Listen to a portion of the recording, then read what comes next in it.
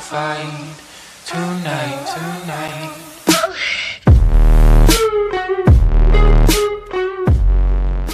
Olá, sejam muito bem-vindos. Esse é o podcast Prazer Tenho 40 Mais. E hoje nós vamos falar de um assunto que está presente na nossa vida cotidiana, né? Como que o estresse pode afetar a nossa sexualidade. E para isso, nós trouxemos hoje uma psicóloga, Daniele Milagre. Seja muito bem-vinda, Daniele. Olá, muito feliz de estar aqui com vocês hoje. Obrigada pelo convite. Que trabalha com mindfulness, que trabalha com especialista em ansiedade. Queria que você se apresentasse pra gente. Conta pra gente quem é a Daniele Milagres. Me fala um pouco de você, como é que é o seu trabalho, com o que você trabalha. Vamos lá. Maravilha, gente. Muito obrigada pela oportunidade, pelo convite. Super positivo estar entre mulheres, falando sobre temas tão importantes, né, para a nossa realidade. Sou psicóloga, eu trabalho já há mais de 8 anos, especialista nessa parte de transtornos emocionais e comportamento alimentar. Então, assim, a minha história teve vários momentos, né? Então, acho que isso é muito positivo, porque eu sempre falo que sou uma metamorfose ambulante, né? Eu comecei na área de recursos humanos, de empresa, né? Durante 20 anos. Depois eu fiz uma transição, né? Para consultorias, para mentorias. A gente estava falando um pouquinho antes, eu vou te perguntar isso, né? Porque a gente fala que é um podcast para mulheres 40 mais e como que isso também é possível, né? Antes da gente ir para o assunto diretamente, sim. Né? Que você estava falando antes, enquanto a gente conversava, que você fez a sua transição de carreira já perto dos 40 anos, isso. Né? Que você era uma pessoa de RH e depois virou. E aí, conta pra gente, quando foi que você começou a fazer essa transição e o que aconteceu na sua vida, o que estava acontecendo? Conta pra gente como é que foi esse seu processo de sair da área de recursos humanos e migrar para pra clínica. Conta como é que foi, o que estava acontecendo na sua vida naquele momento que a gente quer saber. Sim. Então, foi muito, muito bacana, porque, assim, o primeiro ponto, né, que eu acho que é importante a gente compartilhar é de que nada é estático, né? Do tipo, eu comecei a minha carreira nessa área e eu não posso nunca mais mudar, né? Pelo contrário, acho que a gente tem, assim, muitas possibilidades e eu consegui visualizar isso, né, por volta dos 38 anos, quando eu saí de uma empresa, estava já há 8 anos nessa empresa, gerenciava a área de recursos humanos lá e estava com meu filho pequenininho, bebê. Quando eu voltei da licença maternidade, né, 3 meses depois, eu fui desligada. E eu me vi assim, tipo, o que eu vou fazer da vida agora? Né? Com uma criança pequena, contando com aquela estrutura ali, já estava há mais de 15 anos no mercado, dentro da área de recursos humanos, né? Sempre seletista e tudo mais. E eu me vi assim, tipo, nossa, o chão se abriu, né? E aí eu fui fazer todo um processo de autoconhecimento, de entender quais eram as minhas necessidades naquele momento, quais eram as minhas prioridades. E claro que com um filho pequeno, né? A prioridade passa a ser muito a criança, né? E eu queria continuar trabalhando e, claro, ter atenção e tempo de qualidade com meu filho, né, com meu marido. E aí eu comecei a fazer alguns cursos, fiz uma formação em coaching para entender esse meu processo, né, interno. Depois comecei a atender alguns clientes, né, que eram inclusive de empresas, para desenvolvimento pessoal, para treinamento, né, que já era a minha expertise desde sempre, né? E aí, esses clientes começaram a identificar algumas questões para terapia, né? E aí eles falavam, você não é psicóloga? Eu, sim. E a gente poderia continuar, né, com terapia? E aí, essa passagem, essa transição para a clínica, ela aconteceu muito naturalmente. Entendi. Então, e em que momento, Dani, você foi trabalhar com transtorno de ansiedade? Em que momento o mindfulness, né, que é uma técnica que é muito utilizada para o controle do estresse, a gente vai falar um pouco disso, que o tema hoje a gente está falando de estresse. Em que momento isso te atravessou? E aí, como que você depois ficou conhecida na internet por isso, né? Quem segue a Dani aqui sabe, né, que se não está seguindo, segue a Dani, segue a gente aqui, o podcast 40 Mais, Ana Dias, Rebeca Oliveira, Camila Dutra, e segue a Dani Milagres no Instagram. Né? E lá você tinha uma história, né? E como é que foi? Que história é essa? Conta pra gente como é que Dani Milagres começou a crescer no Instagram. Foi incrível, porque assim, eu sempre falo que as coisas acontecem na hora que tem que acontecer, né? E muitas vezes a gente se planeja, se organiza, faz cria um monte de expectativas e às vezes aquilo nem acontece, né? E na minha vida foi muito foi o caminho inverso, assim, né? As coisas foram acontecendo naturalmente. E depois de 2016, ali eu trabalhei na Rio 2016, recebi um convite para para gerenciar a equipe, para criar toda a parte do staff, né, das vilas de mídia e tudo. E foi um ano muito intenso, maravilhoso, uma experiência assim riquíssima. E nesse ano eu acabei engordando muito, né? Então foi um ano de muito trabalho, muita dedicação. E quando foi em 2017, eu vi uma foto minha de biquíni.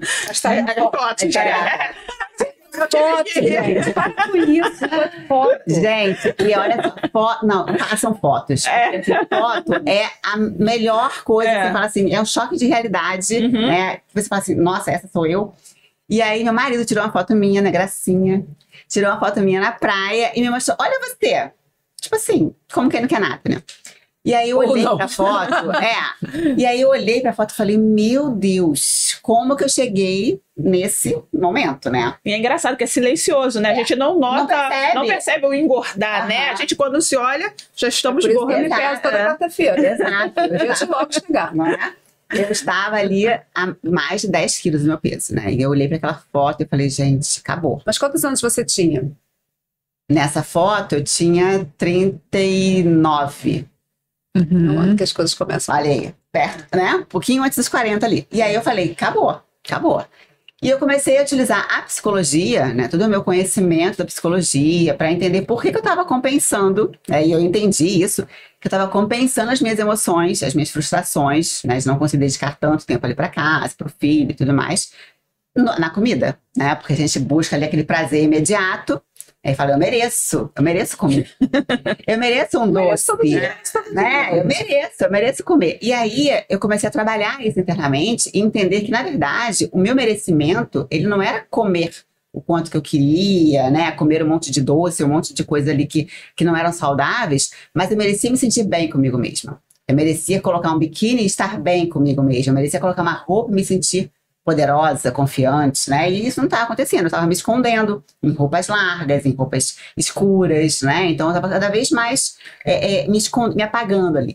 E aí eu comecei a entender isso e através desse autoconhecimento e dessa percepção de mim mesma, né? Eu comecei a utilizar as técnicas do mindfulness para começar a ter atenção voltada para esse momento presente e fazer melhores escolhas. Vamos dar uma parada aqui pra gente poder explicar pra quem tá escutando a gente, né, o que é isso. A gente tá falando de estresse e sexualidade, a gente vai chegar, vai fazer esse caminho, né, mas o seu caminho foi, como o estresse da vida, né, de todo um momento e tal, foi te levando a se recompensar com a comida, né, e o momento você viu isso, e você começou a utilizar as técnicas de mindfulness, né, para que você pudesse entender o que estava acontecendo com você e por que você estava, né, compensando. Como todos os comportamentos compulsivos, né, a gente vai buscando lá uma válvula de escape. Mas para quem está escutando a gente aqui, não sabe o que é mindfulness, o que é isso que todo mundo fala, conta pra gente ou pra nossa audiência aqui, o que é isso, né, que técnicas são essas, de onde você aprendeu, vamos lá. Sim. De forma assim, bem prática, né? Bem simples para entender, o mindfulness nada mais é do que você trazer a sua atenção plena para o momento presente, né? Porque quando a gente fala em ansiedade, em estresse, o que gera essa ansiedade e esse estresse, né? Você está com um pensamento muito lá na frente, no futuro, de algo que você nem sabe se vai acontecer, né? Que muitas vezes a gente pensa num cenário assim mais catastrófico, né? Uma coisa, nossa, mas e se isso acontecer? Mas e se não sei o quê? E muitas vezes nada daquilo acontece. E aí você vai gerando, você começa a não focar no presente, não viver o hoje, e você fica pensando em como isso pode ser amanhã. Sim. E aí engraçado. Para mim, é engraçado. Eu fico pensando, eu percebo que não é um momento só, não está no momento presente, mas é pensar numa coisa no passado que aconteceu e achar que aquilo vai se reproduzir e também pensar o que lá na frente aquilo vai causar. Como é que é interessante, né? Não é só estar lá na frente, o passado também me incomoda. Com o passado, eu faço. E a gente vê que, assim, tem pessoas que, por exemplo, ficam muito presas só ao passado, né? E aí a gente tem aqueles quadros de depressão, de tristeza, pra falar, mas naquela época...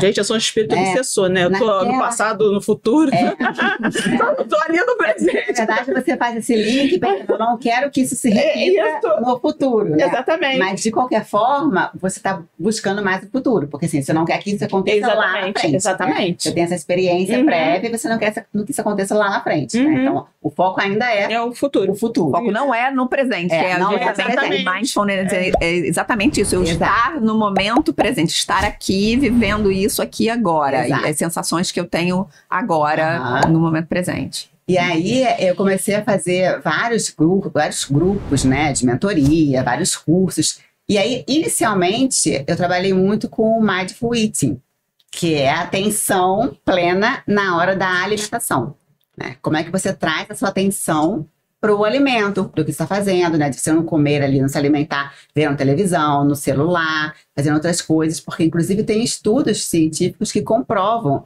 que o fato de você comer assistindo alguma coisa no celular ou distraída com outros temas ali, que isso faz com que você engorde mais, porque você não tem consciência do que você está ingerindo. Então, os seus sistemas de saciedade, eles não dão sinal para você. Né? Entendi. Então, Então, e aí você começou a aplicar isso em você, inicialmente. Em mim. E como é que foi esse processo? Foi incrível, assim, foi libertador. Você começou a estudar sobre isso, começou a aplicar, Sim, foi isso? Sim, comecei a estudar, ler vários artigos, né? Comecei a buscar realmente esse conhecimento e entender como que isso afetava essas minhas escolhas, né?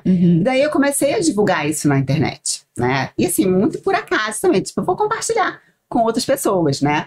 E aí eu comecei a mostrar as minhas fotos, né? De antes e depois, de como eu tinha conseguido. Eu, em 4 meses, consegui eliminar 10 quilos. Então, assim, foi... Só com alimentação, exercício, aquela coisa... Exercício, comecei a focar no exercício, colocar aquilo como uma disciplina mesmo, né? Porque isso é um ponto também muito, muito relevante, que as pessoas ficam assim, mas eu não tenho motivação, eu não me sinto motivada. Se a gente for esperar por motivação, não você não virá. vai fazer nada. É, e é engraçado, e quando sabem quem você é, acho que para você deve ser um processo bem mais difícil. Porque você é casada com um professor de educação física, né? O Marcelo, ele é um personal, bom personal. Então as pessoas vão usar isso como um argumento. Não, mas você também tem um personal. E não é assim, né? E não é, porque eu não treino com Exatamente. Ele é só seu marido. Não tem tempo nem hora para mim, porque a agenda dele, né, é cheia. E aí, mas também tem isso, né? Tem a pressão do fato de você ser casada com um personal. Você imagina, você ser casada com um personal e você estar ruim fisicamente, né? Você fala, nossa, mas uma mulher de personal tá desse jeito, né? Então ela tem a pressão social, que você fala, nossa, não tô, né? É, a nossa pressão de ser mulher sempre, né? Todos os lados, né? Então eu comecei a estudar muito mais, me aprofundar, né? Inclusive eu comecei a fazer yoga na época. E foi também, assim, maravilhoso, porque, assim, eu consegui trazer essa plenitude aí, né, de respiração, de relaxamento, de conseguir ter esse contato com o meu próprio corpo, né? E o yoga me ajudou muito nesse processo. Inclusive, depois eu fiz a formação em yoga e hoje em dia eu aplico isso, algumas técnicas do yoga, na terapia, né? Nos atendimentos que eu faço, nas mentorias que eu faço nas empresas também, com mulheres. Acaba que essa conexão do mindfulness, da yoga, tem coisas muito semelhantes, Sim. né? Assim, a yoga você fica o tempo todo ali, você tem que estar muito consciente da tua respiração, do que você está fazendo ali com o movimento, que acaba sendo uma forma de você exercitar a sua atenção plena ali. Então, na verdade, você está falando de coisas muito parecidas, né? Sim, tudo se conecta. E essa coisa da ansiedade, né, é difícil você identificar e como cada um lida com isso de uma forma. Você precisa de um mínimo de ansiedade para te mover. Se você não for minimamente ansioso, você não faz as coisas, né? O problema é quando essa ansiedade começa ou a te deixar presa a alguma coisa que aconteceu, ou você não conseguir resolver agora, porque lá na frente você... Eu passei uma vida inteira falando que eu era ansiosa e agora, há poucos meses, eu estava tendo uma conversa com um psiquiatra amigo e aí eu falei, porque eu às vezes fico nessa ansiedade. Aí ele olhou para mim e falou, mas você não é ansiosa. Eu sou. Ele falou, não, você é uma das poucas pessoas que você não é ansiosa. Eu falei, por que você acha que eu não sou ansiosa? Ele falou, não, você é enrolada porque você não é ansiosa. Se eu te ligar hoje e falar, vamos gravar um programa daqui a 10, você vai dizer, vou? Porque você não pensa que você vai ter outra coisa a fazer. É dia 10. Aí você fala, dia 10 eu resolvo. Porque você tá resolvendo hoje. Aí eu comecei a prestar atenção nisso e comecei a reparar que realmente talvez o meu problema seja esse. Não sei. O que me faz acabar fazendo 1000 coisas ao mesmo tempo. Você bota 35 coisas na Eu levei 48 anos para entender isso. Nossa, pra mim já funciona diferente. Eu fico no modo avião. A ansiedade me leva a não conseguir fazer nada. Se eu começo a ficar muito ansiosa, vai ter uma prova, tão ansiosa, eu não consigo estudar, eu não consigo, paraliso. Mas eu acho legal isso, a gente agora, né, conseguir ter tido essa percepção. Mas acho que o mais importante é você identificar e você arrumar uma forma de lidar com aquilo, né? Eu tenho, lógico, que me dá aquela taquicardia quando eu vejo um monte de coisa, aí a minha forma de lidar com isso, eu pego um papel e eu listo ali a prioridade que eu tenho que fazer ali nas próximas 48 horas, mais ou menos. E aí eu falo, bom, agora eu vou ter que dar conta disso aqui. E aí eu vou ali. Essa sensação, eu lido com isso, você vai ter que escolher algumas coisas para fazer naquele momento, né? Sim. Mas é difícil você lidar com isso, né, no seu dia a dia. Sim. E aí você foi para a internet falar de ansiedade. Falar de ansiedade. Comecei a levar esse tema, né, e explicar para as pessoas que a questão do emagrecimento saudável, né, ele é muito maior, muito mais voltado para essa questão psicológica e emocional do que o que você come efetivamente. Claro que o que você come tem, né, porque tem o déficit calórico, tem o exercício, tudo isso tem que estar ali num combo, né, da saúde. Mas se você não trabalhar isso emocionalmente, num primeiro estágio, você não consegue manter aquelas escolhas por muito tempo, né? E aí foi aí que meu Instagram começou a crescer bastante, né? E aí foi uma super surpresa, uma grata surpresa, porque eu conheci muita gente, eu fiz muitos cursos, né? E aí eu criei um curso online, gravei, lancei, junto com parceria com o meu marido, né? Que é personal, e com uma nutricionista. Então a gente fez um programa ali bem completo, de mentoria e de acompanhamento. E é importante, assim, se trazer essa questão da ansiedade, do estresse, né, de que é uma coisa que é necessária, porque às vezes as pessoas confundem isso, né? Tipo, eu sou ansiosa, mas a ansiedade, ela é normal, né? Sim, até um certo nível, ela tem que ter, porque imagina você ser apática. Não. Anedonia total. Não, né? Você tem que ter um mínimo ali de ansiedade, de estresse, né, no dia a dia. O grande problema ali, o grande mal, é quando essa ansiedade, esse estresse se torna crônico. E aí começa a afetar o seu bem-estar, começa a afetar a sua saúde, a sexualidade, né? Porque aí tudo isso aí começa a prejudicar a sua forma de viver, né? De se relacionar com as pessoas, de se relacionar com você mesma. Aí sim, é um caso de você buscar ajuda. Fala um pouco pra gente, né? Você fala que atende pessoas no consultório e tal. Não sei se tem esse público, se também atende mulheres 40 a mais, que é nosso público, né? Mais de foco aqui. Mas o que você percebe nos seus atendimentos, nas pessoas que você está atendendo, desse estilo de vida que a gente está vivendo? E o que vem causando tanto estresse? E que tipo de escolhas a gente deve começar a fazer para poder modular esse estresse no nosso dia a dia e melhorar nossa saúde física, mental, de uma maneira geral? Sim, atendo, né? Algumas mulheres aí acima de 40, algumas já acima de 50, 60. E um ponto que é bem importante a gente destacar aqui, baseado na minha própria experiência, né, como vocês viram, a partir dos 38 que eu comecei a me redescobrir, né, e acho que um mundo de possibilidades se abriu ali a partir daquele momento. A minha melhor fase foi a partir dos 40, né? A partir dos 40 eu percebi assim, nossa, eu posso fazer muito mais, né, do que eu estava fazendo. Eu estava ali meio que no modo piloto automático, né, simplesmente reproduzindo padrões, né? Então, assim, quando eu atendo hoje mulheres nessa faixa, né, de 40, 50, enfim, para cima, eu vejo muitas mulheres insatisfeitas com a vida em função disso. Já tá tarde, eu não consigo, não vou ter como mudar, eu não fiz nada até agora, né, a minha vida tá ruim, então, e assim, você tem sim tempo para mudar, nunca é tarde, nunca, né, a gente tem vários exemplos, né, de pessoas que começaram a vida a partir dos 40, 50, 60, né? Então, o que é mais importante a gente pensar em termos de minimizar esse estresse, essa ansiedade? Porque a gente vive num mundo hoje que cobra muito das mulheres, né? A gente tem um ritmo super agitado, super intenso, e aí é trabalho, é filho, o próprio autocuidado, né? Essa coisa da mulher estar sempre lá bonita, arrumada, né? A estética ali em dia. Então, existe uma pressão muito grande e isso já traz uma carga de ansiedade, de estresse grande para todas nós mulheres, né? Como é que a gente consegue equilibrar esses pratinhos ali e dar conta, e nem sempre dá conta de tudo, claro. Né? Não, a gente nunca dá conta de tudo. Sempre não dar conta. Nunca. A gente tá sempre ali, né? A verdade é que não dá, né? Não dá. E hoje, com essa exposição toda que a gente vê nas redes e tal, a gente fica com uma autocrítica muito severa, porque é como se só a gente não conseguisse dar conta de tudo. Parece que as pessoas dão conta de tudo, mas obviamente a gente já cansou de falar isso, todo mundo sabe disso. Aquilo ali não é real, né? A pessoa que tá ali como se tivesse resolvido tudo.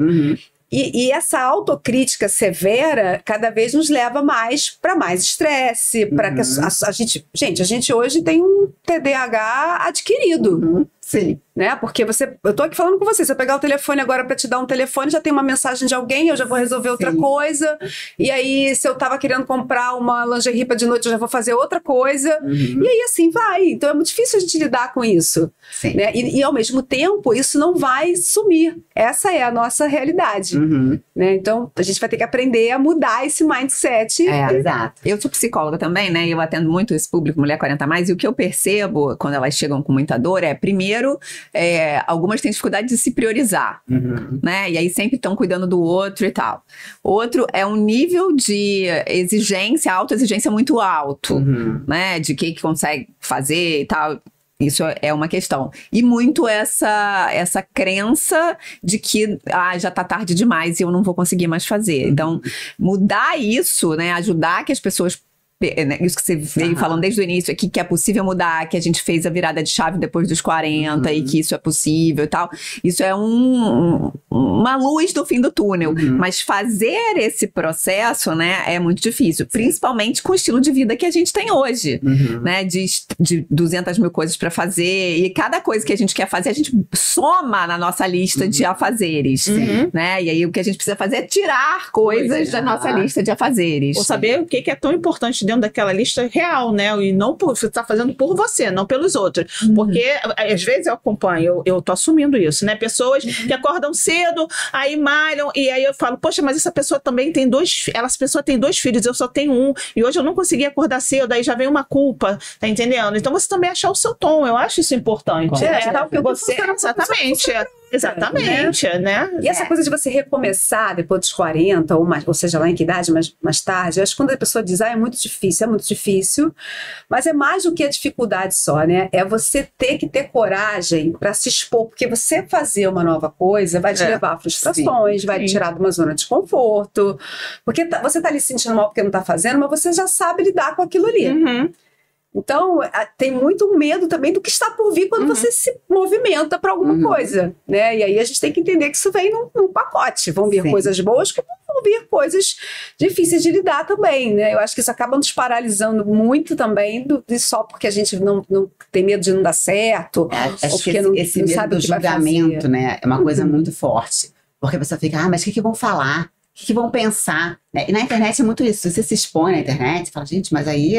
Né, sei lá, minha mãe vai ver, a pessoa da academia que eu, né, vai ver.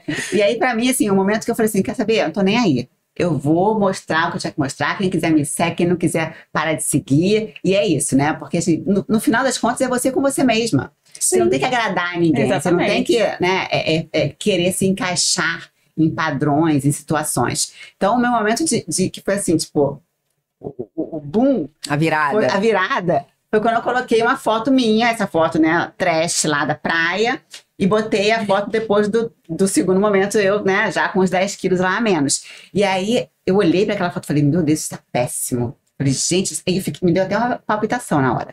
Falei, mas eu vou postar esse negócio? Mas será que eu vou postar isso? Meu Deus, fiquei assim, tipo, em crise. Da foto antes ou depois? As duas. Porque depois tava bonitinha, mas antes tava, né? Aí eu falei assim, não, vou postar. E eu peguei e falei, foi... Meu coração disparado. Eu falei, meu Deus do céu. Aí meu marido viu a foto. Meu Deus, como é que você teve coragem de mandar essa foto? Gente, eu matava ele na mesma hora. Aí eu falei, agora já foi. E foi desse momento em diante que o perfil, né, tudo aconteceu. Então, assim, quando você tem coragem de assumir quem você é e de assumir as suas escolhas, é quando você consegue ter esses resultados, né? Então, quando você rompe aquela barreira do medo, desse medo do julgamento, o medo, né, do que vai ser, você tem os resultados, né? Sabe Até esse momento você fica ali. Você sabe, né? Minha amiga sabe, todo mundo sabe que eu escrevi um livro. Aí um dia eu tava no trabalho, o pessoal come num refeitório, todo mundo junto. Aí veio uma pessoa, falou assim pra mim, tá todo mundo lá no refeitório falando do seu livro. O que vocês acham que eu pensei? Que tava falando mal. Tava falando mal. E eu fiquei horas sentada ali, um tempo, não foram horas, mas maior tempo, sem coragem de entrar ali pra saber o que estavam dizendo. Porque eu acho que é como se você ficasse nua, né? Na frente de todo mundo, né? O que o pessoal vai estar falando, tudo mais. E em nenhum momento eu pensei que todo mundo fosse estar elogiando, falando positivamente. Eu peguei nossa, estão falando, o que estão falando ali, né? E aí até o momento que eu acabei levantando e entrando lá, e aí todo mundo tava assim encantado, lendo uma página, nossa, mas isso aqui é verdade, isso aqui é real. E eu falei, nossa, eu fiquei um maior tempão ali sentada, né, na inércia, sem ter coragem, não é por ninguém estar falando mal, por que não, né? As pessoas podem achar o que quiserem, mas era sobre mim. Por que que eu não acreditei que ali estava funcionando alguma coisa, aquilo ali era positivo, né? Eu fiquei exatamente nisso, fiquei no medo da exposição. Mas esse medo a gente tem, né? Todo mundo tem. Sim. E isso também gera estresse. Mas a gente percebe que o estilo de vida que a gente tem hoje, de uma maneira geral, é um estilo de vida estressante. Né? Mesmo a rede social, que a gente sabe que é um local onde a gente trabalha hoje, né? A gente ganha dinheiro e tal, mas também é uma fonte de comparação, uma fonte de estresse e tal. E você deve receber muitas pessoas no seu consultório que chegam com essas queixas, com essas dores, com essa comparação o tempo inteiro. E como é que é isso? Como é que você usa a técnica do mindfulness? Como é que você trabalha com isso no dia a dia? E aí, as pessoas estão ouvindo a gente aqui, né? A gente falou um pouco da sua trajetória, de como que você usou essa atenção plena para você mudar a sua relação com a sua alimentação, como que isso mudou a sua forma de estar no mundo, como isso mudou a sua forma de trabalhar, né? Mudou sua carreira de uma maneira geral. Mas quem tá escutando a gente aqui que é leigo, o que é isso? Como é que faz? O que eu tenho que fazer? Que história é essa de atenção plena? Como é que isso funciona? Assim, uma técnica que é bem, assim, simples, e acho que é uma técnica, assim, inicial, é a respiração. E aí você pode pensar assim, mas respiração, eu tô respirando, né? Todo mundo respira. Tudo bem, ok, todo mundo respira, só que como você respira? Como que é essa respiração, né? E muitas vezes a pessoa chega no consultório e ela tá ali, aquele momento de catarse, né? Ela quer falar, chega agitada. Então, assim, uma técnica muito efetiva é você ensinar a pessoa a respirar, principalmente em situações em que ela tá mais agitada, mais ansiosa. Por quê? A gente tem uma explicação fisiológica para isso, né? Porque quando você está ansioso, você está estressada, você tem uma ativação do sistema nervoso simpático, né? Então a sua respiração fica mais ofegante, você fica mais agitada, né? Naquele momento ali. E quando você traz a atenção para a respiração, e aí você aplica essa técnica, né? Que é super simples, a gente pode depois falar sobre ela aqui. Você consegue atingir os níveis de relaxamento necessários para que o sistema nervoso parasimpático entre em ação. E aí, o parasimpático que vai te gerar esse amansar, digamos assim, né? Você vai sair daquele nível ali de alerta máximo, né? Porque o estresse, ele é isso, mas o leão alerta, vai te comer ali e você tem que falar, não, tem que fugir ou lutar com esse leão, né? Você fica esperando, ele vai, né, me comer. Então, você entra nesse momento de apaziguar essas emoções. E aí, dentro do consultório, no atendimento, nas mentorias mesmo, né? Eu trabalho hoje com executivas, com empresários que têm um ritmo super acelerado, e a gente trabalha muito essa questão desse autoconhecimento, de você entender seus limites, né? De você entender quando é a hora de você parar ali para respirar e pensar antes de dar uma resposta, de responder um e-mail, então, de brigar com seu marido. Uma técnica de autorregulação, né? Então, mindfulness é uma técnica de autorregular. É uma ferramenta que você dá para o seu cliente para ele conseguir sozinho, no momento de estresse, se autorregular. Sim. E aí, me conta como é que é uma técnica simples, assim, para quem tá escutando a gente, né? Sim. Que seria uma técnica simples, né? Eu tá muito ansiosa, ou vou dizer um não. Ontem eu postei na rede social um story de uma menina, assim, super ofegante, respirando. E aí, ela, assim, a legenda era eu dizendo pro meu sistema nervoso que eu não estou fugindo de um leão, que eu só falei o não pra uma pessoa. Né? E era uma menina tentando se autorregular, e é como se ela estivesse fugindo do leão. Porque só porque ela disse não pra uma pessoa, aquilo ativou nela, né, um estado de muita ansiedade. Sim. E aí, como é que a gente faz? Vamos lá, só pra gente ter uma palhinha aqui. Tem uma técnica bem simples, que é a respiração 4-4-6. Que é o quê? Você inspira em 4 segundos, né? Então, você inspira lentamente. E aí, você retém o ar com os pulmões cheios, também em 4 segundos, né? Então, você fica lá segurando mais 4 segundos. E aí, você expira pelo nariz em 6 segundos. A expiração ela tem que ser mais prolongada. Então você vai... Gostei. E aí você faz isso aí por uns 5 minutos, pelo menos, né? Você vai perceber que só em fazer, né, essa técnica, você já vai ter um... Até porque nesse momento que você está inspirando, você tá no tempo, aquilo está te exigindo que você preste atenção no que você está fazendo, que é a sua respiração. Sim.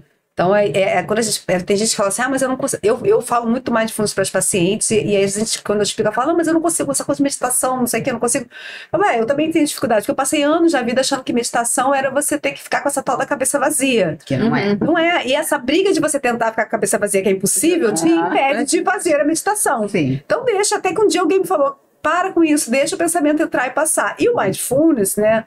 Acaba que facilita isso, já que você tem que prestar atenção em alguma sensação, né? Aí vai, da respiração, do seu pé no chão, ou do...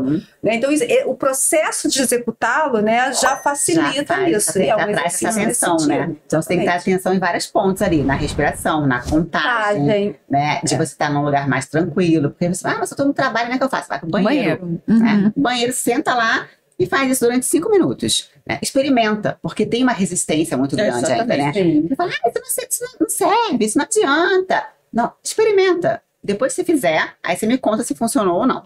Né? Então, é importante a gente se permitir também, porque existe essa questão do tipo, meditação, balela isso, sabe? Como é que eu vou ficar ali em posição de lótus e meditando, não sei o que, só o zen budista quer fazer. Não, gente, não é. Né? Meditar, você pode estar ali olhando para uma vela acesa e você ficar olhando aquela vela queimando ali. Você pode estar, por exemplo, numa situação assim, eu atendo pessoas que já passaram por situações de pânico, né? Transtornos de pânico. Teve uma situação que eu estava uma vez em casa e uma paciente me ligou. E ela falou assim, Dani, eu tô muito mal, não sei o que, respiração, tô muito mal, tava na academia, não sei o que, comecei a ter um transtorno, tô com uma crise, acho que vou morrer, né, porque os sintomas físicos são muito intensos, né, o coração acelera, a respiração fica muito ofegante, e aí eu falei assim, você tá onde? Ela, eu tô aqui, desci, tem um bar aqui, tô no bar, não sei o que eu faço, não vou conseguir ir pra casa, eu falei, calma, você tá no bar? Senta aí onde é que você tá, senta no bar e fica numa cadeira, tá bom, sentei, mas não sei, não vou conseguir, não sei o que, calma, Olha no seu entorno, me diz quantas mesas tem no bar. Aí ela, tem 10. Tá bom, agora me diz quantas cadeiras tem no bar. Aí ela, é sério isso? É que eu conto quantas cadeiras tem no bar? É sério, quantas cadeiras tem no bar? Aí ela, tá, como é que são as pessoas aí? Estão andando, estão paradas, estão conversando? Aí ela começou. Só o fato dela trazer atenção para aquele momento, né, de contar quantas cadeiras tinham, de olhar como as pessoas estavam, ela foi trazendo essa tranquilidade, porque ela tirou o foco da pulsação acelerada, tirou o foco do pensamento de que vou morrer, né? Ela começou a se acalmar só em mudar o foco da atenção, né? Que isso também é uma técnica utilizada. Você pode usar em qualquer lugar, na rua, contar quantos carros tem, quantos carros vermelhos, né? A pessoa tem um recurso, né? Eu, quando era adolescente, mais nova, às vezes eu ficava muito estressada com alguma coisa, eu não sei se alguém me ensinou isso, ou eu vi alguém fazer em algum filme, eu não sei de onde veio isso. Mas quando eu ia fazer uma prova, ficava muito nervosa, eu criei uma técnica na minha cabeça que eu pensava numa palavra, tipo, abacaxi. E aí eu fazia a divisão silábica na minha cabeça, e aí eu ficava repassando em que mão aquilo ia acabar, tipo, abacaxi. Então os ímpares ficam numa mão, outro no outro. E eu faço isso até hoje. Quando eu vou entrar para dar uma aula, alguma coisa, eu penso abacate, acaba no lado, do outro lado, abacate, eu fico por 2 minutos e aquilo me concentra. É para eu parar de pensar no celular que eu vi, eu não sei o que, eu faço 1 segundo daquilo e eu vou fazer o que eu tenho que fazer. Então, na verdade, é ensinar esse caminho e vai ser contar a mesa, ou vai ser você fazer a divisão. De 100 para 1. Aí uma vez eu estava vendo uma entrevista no Jô Soares de alguém que eu não me lembro quem era também, que a perimenopausa não me permite, mas era uma artista famosa, e ela falou que ela fazia isso. Eu falei, gente, eu devo ter visto isso em algum canal. Mas são técnicas. Tem casos mais graves. Eu atendi uma menina trans e ela fazia autolesão, né? E aí um dia ela tava com muita disforia, e aí quando eles ficam muito disfóricos, ela queria se cortar. E aí ela conseguiu me ligar e a gente fez junta. E aí eu pedi pra ela pegar gelo também. Vamos fazer com gelo? Com gelo. Exatamente. Né? A técnica do gelo. E aí a gente foi, respira comigo, pega o gelo. Aí ela passava o gelo na pele. Em vez de se cortar, ela estava passando gelo. Que também é uma técnica que a gente pode ajudar as pessoas a fazerem. Tem um que também quer respirar na conchinha. Exatamente. São técnicas que a gente pode estar utilizando para se acalmar, para se regular. E que a gente faz com o nosso paciente, e quem está escutando a gente aqui também pode começar a aplicar. Exato. né?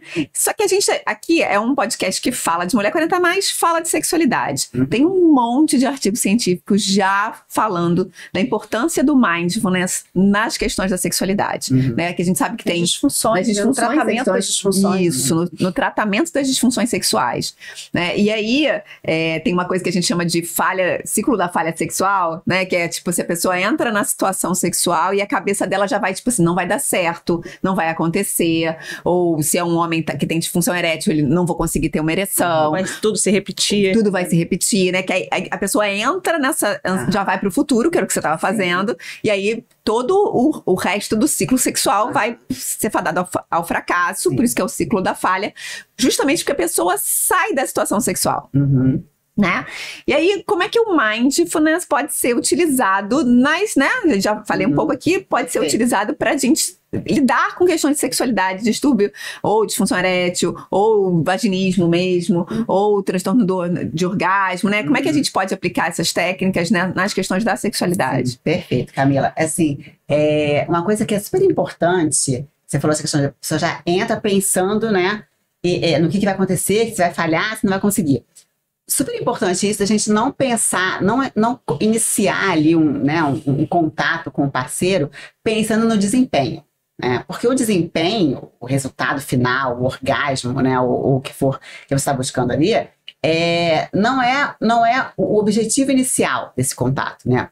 O que é o objetivo inicial? É você estar presente nesse momento de conexão com o parceiro.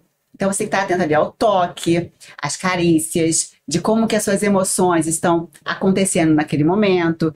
Eu sempre falo assim, que é importante você criar também um clima, né, para isso acontecer. Se de repente colocar uma música, colocar uma luz mais baixa, né, você se preparar para esse momento, para esse encontro, para que essa conexão aconteça. Então, isso você traz a sua atenção para o presente e você vai aproveitar muito melhor essa situação.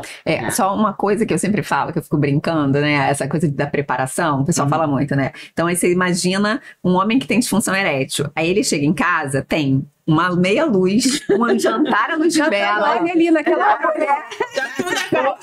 uma mulher de lingerie. O que ele vai pensar? Aquele clima, ele vai pensar o quê? Caramba, eu vou ter que desempenhar. Ele vai querer correr. Já aconteceu ali. Já foi, né? Então, essa coisa do só fiz um parênteses, né? Porque é muito senso comum as pessoas darem essas dicas. Ai, tá ruim, seu marido não quer mais você, compra uma lingerie, faz um jantar, bota uma meia luz. Se o cara tem disfunção erétil, ele tem ejaculação precoce, ele tem... Já acabou, porque ele entra num estado de ansiedade absurdo, ele quer sair correndo, não vai funcionar, né? Que é o que o senso comum fala. Então, eu só fiz um parêntese, porque é importante, né? Então, é uma autopreparação, né? Pro encontro sexual e tal. Não, às vezes você tá ali, né? Você foi deitar, né? Você foi deitar com o seu companheiro, com o seu parceiro, com sua parceira.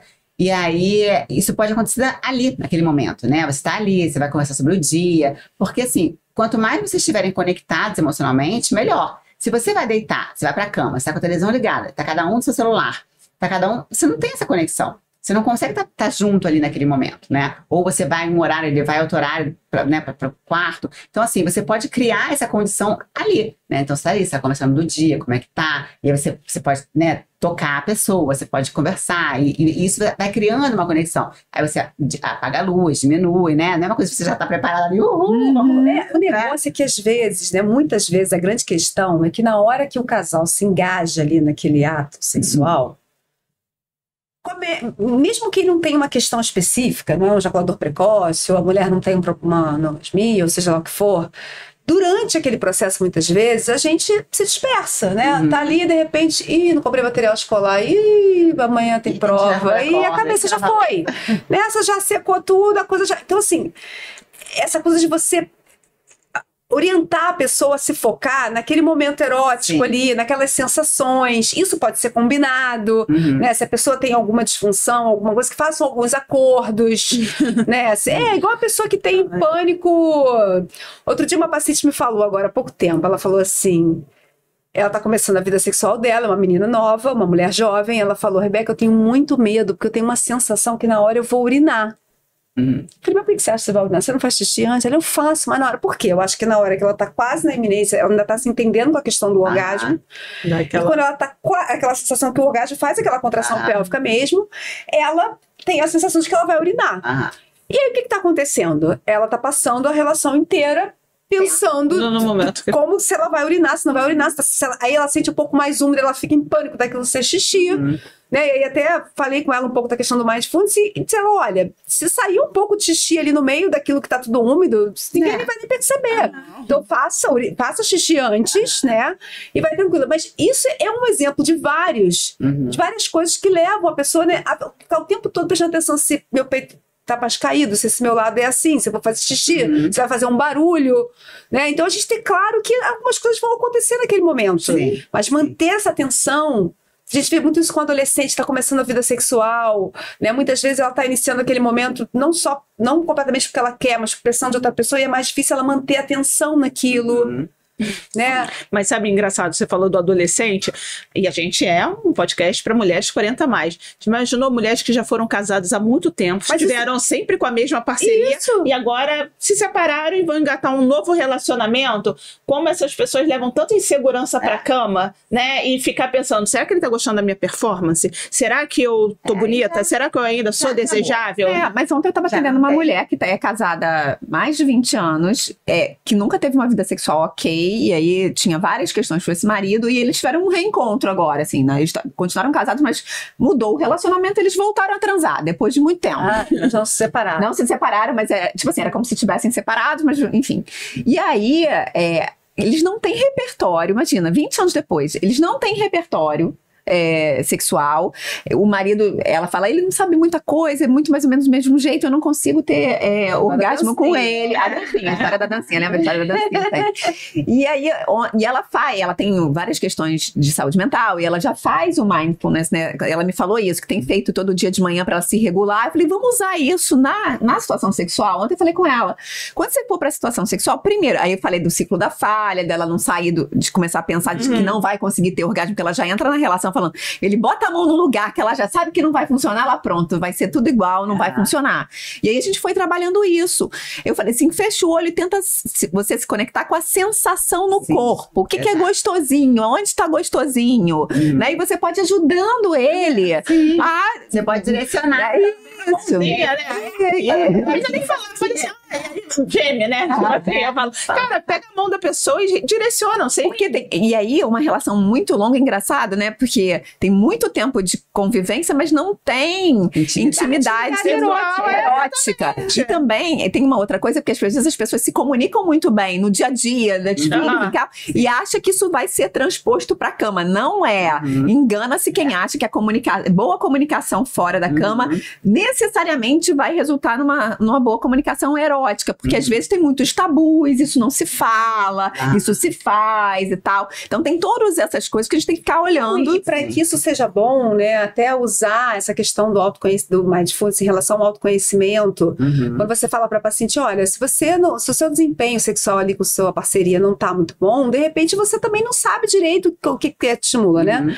E para ela se conhecer, uma forma de estimular isso é ela se tocar e prestar atenção no que está acontecendo, que mais uma vez é uma forma de você estar focada naquilo ali. Tá atenta. Não é pegar um vibrador, um negócio, colocar lá água, assim. Não, de você perceber o toque, onde você gosta de se tocar. Isso vai desde a hora do banho, quando você bota a mão no seu pescoço, quando você passa a mão no seu corpo, né? Aprender a pessoa a se reconectar com o seu corpo para poder levar isso para a relação. Porque quando você começa a envolver a pessoa toda nesse processo de autoconhecimento, lógico que isso vai ter uma reflexão no momento em que ela está tendo relação. Porque às vezes ela pensar se ela está com 1, 2, 5 celulite, talvez ela vai se focar naquela... Não, mas eu gosto quando me toca com força aqui no braço. E vai dizer isso para a pessoa. Então, isso é uma forma de você direcionar sem ficar lutando com a sua cabeça ali na hora. E eu acho que é muito importante, assim, você pensar e acompanhar, aproveitar esse processo. Né? Esse momento que você está ali de entrega, de conexão. Porque se você não estiver de fato ali, se você estiver em outro lugar, com a mente em outro lugar, você não vai conseguir ter essa entrega. E aí você está falando de entrega, quando a gente fala até as mulheres, isso é uma queixa comum, né? Eu não tenho orgasmo. O orgasmo ele é um processo ali, fisiológico, decorrente de uma sensação máxima de prazer, mas para você se permitir ter um orgasmo, é aquele momento que você entrega para Deus, né?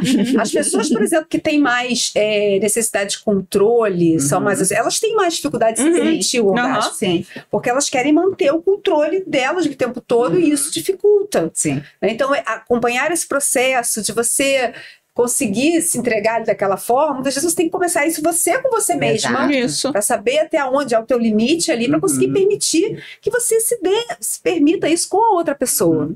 Né? Porque uma das grandes motivos da dificuldade do orgasmo é essa, é a dificuldade que você tem de perder o controle. Exatamente. E às vezes eu pergunto assim pra pessoa. Uma angústia que é o momento que a pessoa, muitas vezes, ela tá quase no orgasmo. E às vezes eu pergunto, tudo bem, você não teve orgasmo, mas você teve uma relação prazerosa? Minimamente foi divertido? Porque eu acho interessante isso. Essa é a prioridade, mas as pessoas não enxergam.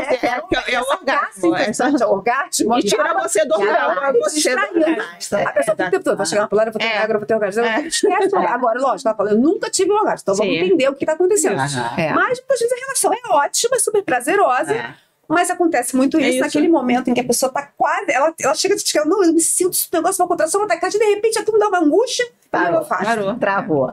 Então, o que a gente está dizendo aqui é que a gente precisa também ajudar as pessoas a sair dessa mentalidade da performance e migrar para uma mentalidade do prazer, daquilo que está sendo prazeroso, daquele encontro, das sensações que são gostosas, de estar junto, da conexão emocional que isso pode estar gerando. Né? Então, é muito para além disso. E aí, o orgasmo é só uma consequência.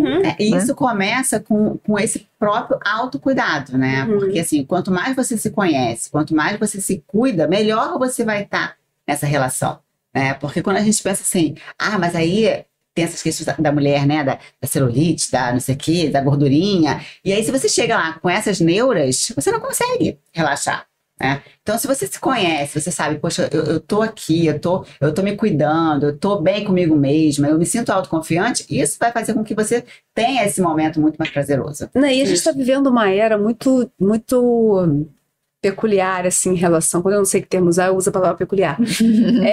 Como a gente faz, porque as mulheres, essa coisa de tá se cuidando, né? O que a gente vê no dia a dia, né? As mulheres estão ali esteticamente ótimas, né? Estão ali, cílio, é botox em dia, é unha feita, é silicone, tá malhando, mas ainda assim, elas fazem tudo isso, muitas, né? Isso é uma questão.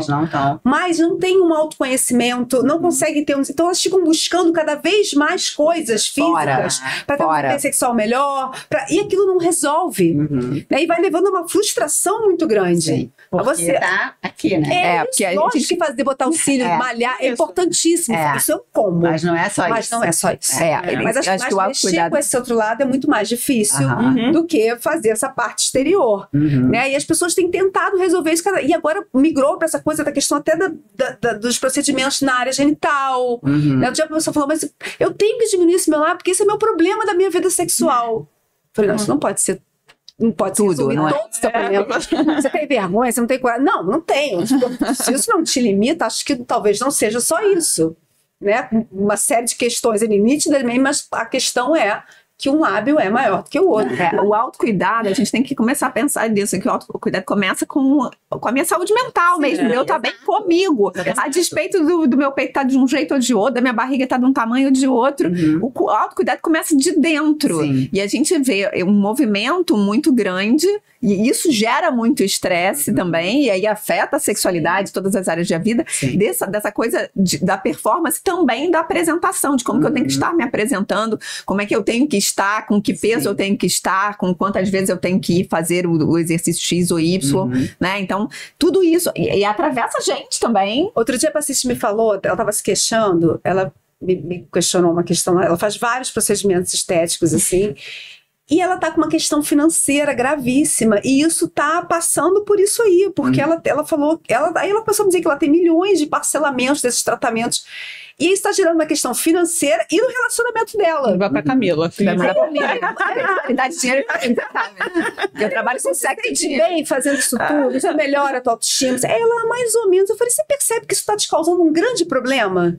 E a queixa é do relacionamento, aí o marido não para de brigar porque começou a ter um problema financeiro. Claro. E ele nem tá se sentindo assim, Porque se tivesse, tá valendo. Deixa, vai botando mais um cartão e tá no jogo. Mas nem é isso. É isso, e a pessoa não entendeu o que tá acontecendo com ela mesma. É difícil. E que tanto sacrifício, tá fazendo sacrifício com que objetivo? Sim.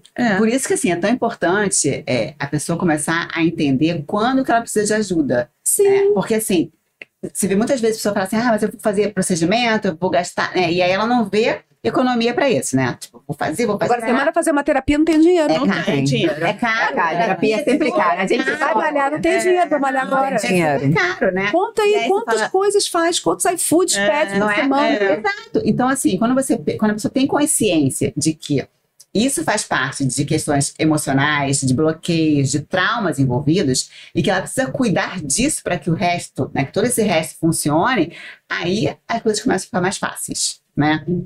Claro que não é assim, vou começar a fazer terapia, então daqui a 3 meses tô curada. Não é. Né? Sabemos que às vezes é. Em alguns casos às vezes não é. Algumas questões são mais simples mesmo. Às vezes, né, você mexe ali num ponto que é importante e o negócio já flui, né? Mas existe essa questão, essa resistência, né? Do tipo, não, mas aí é caro pagar uma terapia, né? Prefiro viajar. É prazer imediato, né? Prazer imediato. Eu vou chorar em Paris. Eu prefiro chorar em Paris do que pagar a terapia. Tá bom, então vai chorar em Paris. Mas assim, Paris vai acabar, vai durar um tempo, você vai voltar e vai voltar tudo de novo, né? Então é importante você ter essa consciência, né? Do quanto que, até onde aquela dor emocional é pesarosa para você entender que é o momento de você procurar ajuda, né? Porque senão você vai continuar levando aquilo ali por anos e anos, vai se distraindo no processo, né? Com o cabelo, com a unha, com não sei o que a gente também adora, eu adoro. Super. Lógico, sim, mas não é só isso. Porque você pode estar ali super maravilhosa e você ter um distúrbio de autoimagem enorme, você fala, eu me sinto assim, não me sinto de outra forma, isso aqui não tô boa, né? Eu tenho uma paciente que ela faz vários procedimentos, ela tá ótima, linda, mas ela tem diversas questões sexuais. Não, e o mais curioso é que algumas pessoas, quando você vai conversar sobre isso, esse movimento todo, o objetivo inicial foi lá melhorar alguma coisa em relação até a outra pessoa. Uhum. Só que aquilo se perdeu no meio daquilo, que nunca é suficiente. Uhum. Né? A relação vai ficando cada vez mais estressante também, porque aquilo vira, né, um processo. E às vezes, uma coisa é você fazer isso tudo, porque isso realmente, você se sente muito bem, isso melhora a sua autoestima, e tá tudo certo. Né? Não precisa ficar também desgrenhada para poder... Mas muitas vezes, o que te move para isso? Né? Exato. Então, gente, a gente tá aqui falando disso, né, das nossas dificuldades, das nossas ansiedades que atravessam as mulheres 40+, as mulheres de todas as idades, né? E enquanto é importante o autocuidado, o quanto é importante a gente se conhecer, a gente cuidar, que autocuidado não é só o externo, é também cuidar do que tá dentro.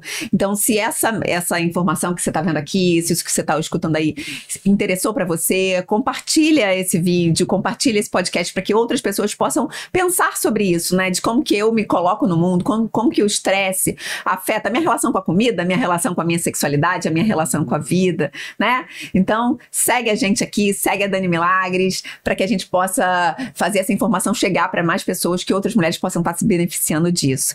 Dani, a gente está chegando ao fim aqui da nossa conversa e queria que você quer deixar uma mensagem final, se você tiver que resumir, né, isso aí, o que você quer falar para as pessoas que estão escutando a gente?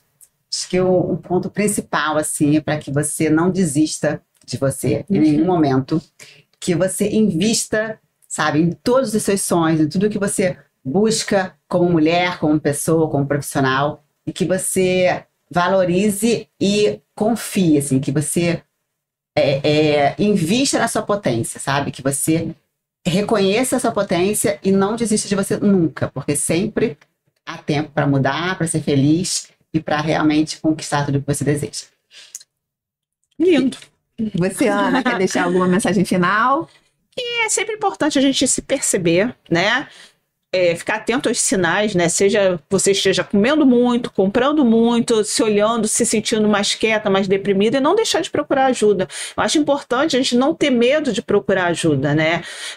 De profissionais de preferência adequados. Não adianta, que não existe fórmula mágica, a gente não resolve nossos problemas da noite para o dia. Seria maravilhoso se a gente conseguisse, né? Às vezes é um processo, e às vezes é um processo bastante doloroso, mas às vezes você vai se acolher, você vai se entender, as coisas vão se resolver. Rebeca? Eu acho que a gente está falando aqui o tempo todo de como a gente se conectar com a gente mesma, né? E acho que cada uma de nós, a gente tem que achar esse caminho, né? Muitas vezes é a gente pensar na base mesmo, quem a gente é, o que a gente gosta de fazer. Às vezes a gente fica nessa roda viva trabalhando, né? E a gente esquece. Às vezes a gente tá falando aqui que a terapia pode ser um caminho, mas muitas vezes o caminho é você voltar a procurar seus amigos, sair com suas amigas, fazer um exercício que você gosta, né? Resgatar atividades que você tinha muito prazer de fazer e parou de fazer por algum motivo, né? E não precisa ser uma coisa muito elaborada. Então, na verdade, a gente parar um tempo e perceber como que a gente consegue se resgatar, né? Porque viver nos dias de hoje não é uma coisa fácil, né? Mas não precisa ser ruim. A gente tem que achar o nosso prazer no dia a dia. É isso aí. Busca pelo prazer. É disso que a gente fala aqui, né? A gente buscar os nossos prazeres. O meu pode ser malhar, pode ser tomar chopp com as minhas amigas. Pode fazer um podcast. Entendeu? É isso, né? Dani, foi um prazer ter você aqui. Espero que essa parceria esteja começando, que a gente possa ter, né, frutos disso aqui. Foi muito bom te escutar, né? E ouvir a sua história, como isso que impactou e mudou a sua vida. Muito obrigada por ter vindo. A gente está muito satisfeita aqui com a sua vinda. Obrigada, prazer todo meu. Sou eu quem agradece. Obrigada. Com certeza teremos aí outras oportunidades. Um beijo. Esse foi o podcast, mais um episódio do Prazer Tem 40 Mais. Segue a gente nas redes sociais, compartilha esse conteúdo. A gente se vê numa próxima oportunidade.